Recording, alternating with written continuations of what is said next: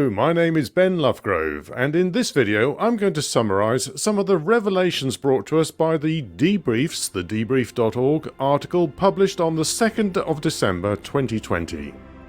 For a few weeks prior to this date, there had been rumours that some kind of significant piece of the disclosure puzzle was about to be revealed. There were hints and teases, along with the usual scepticism and the "we've heard all this before" types of reply. You can't blame people for being a little suspicious, since there have been so many false dawns over the years and decades. But as I said before in a previous video, disclosure is a process, not an event.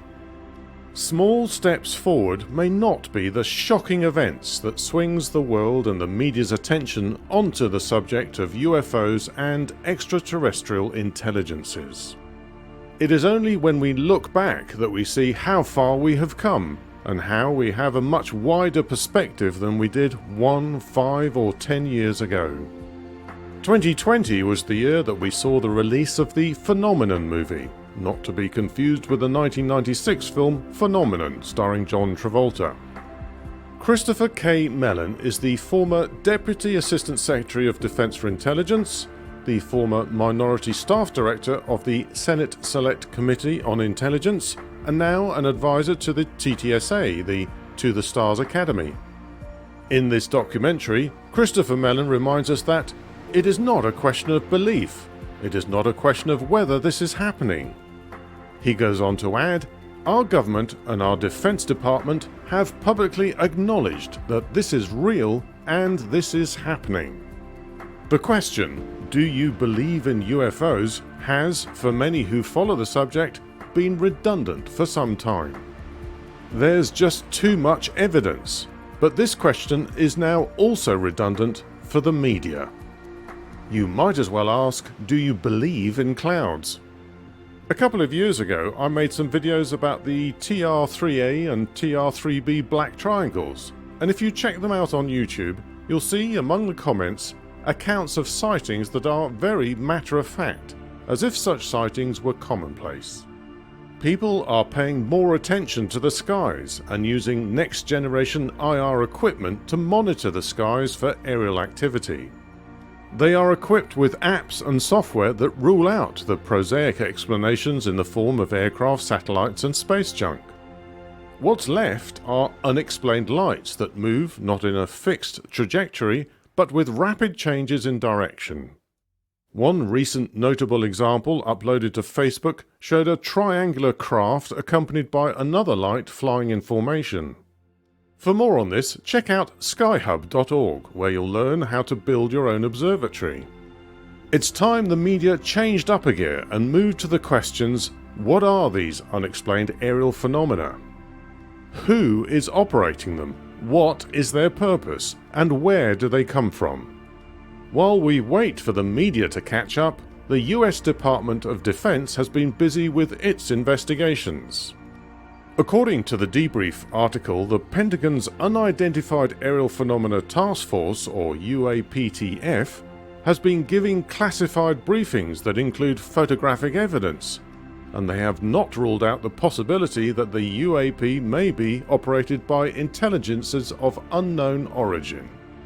It has always been pointed out by UFO researchers that reports of unidentified craft flying around military bases should be of grave concern for obvious reasons, so why don't we hear more about these reports? Why has there been a culture of denial and ridicule for so long? We may now be able to finally say that the days of ridicule are well and truly over, and only the poorly informed would mock anyone for expressing an interest in this subject. The culture of denial still lingers though, as attempts to persuade officials to release more information are met with refusal to acknowledge that such information exists, even though many have confirmed its existence off the record. The Debrief article mentions that investigations into advanced aerial threats and anomalous aerial vehicles are ongoing. The military loves to use its jargon, but a UFO is a UFO, whatever alternative name you give it, in an attempt to step around an inconvenient association with the subject.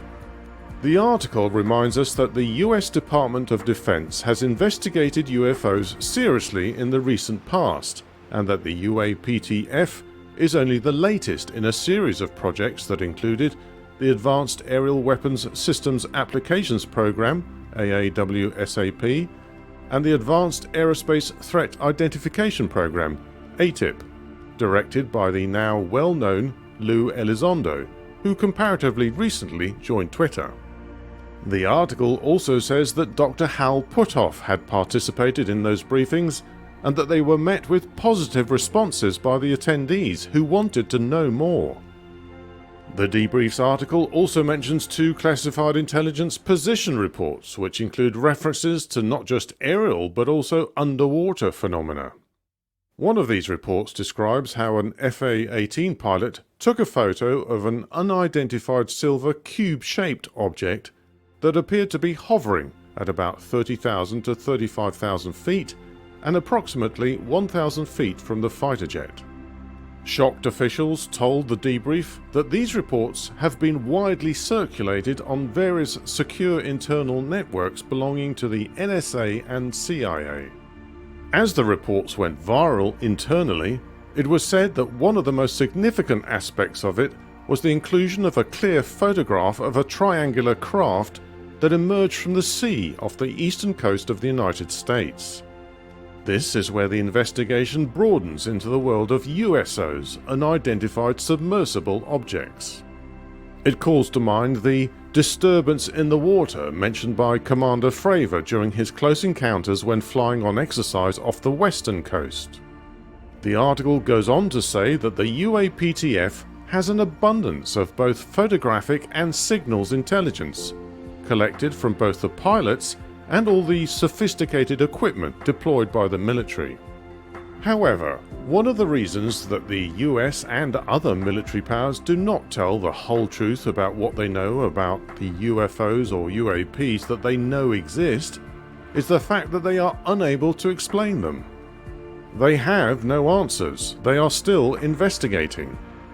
According to the Debrief article, the mission of the UAPTF is to detect, analyze, and catalogue UAPs that could potentially pose a threat to US national security. It concludes with mention of conversations with retired military veterans who have decades of experience on which to draw.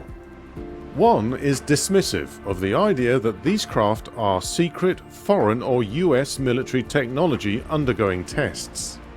The article concludes by saying that none of the debrief sources were able to provide any answers one way or another.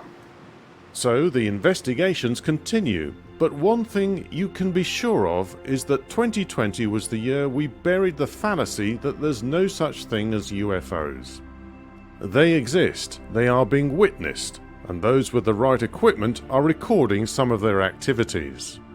We are one more step down the road of disclosure. Thanks for watching. Please give this video a like and a share, and don't forget to subscribe and to click the bell to be notified of my next upload. Keep watching the skies and the seas.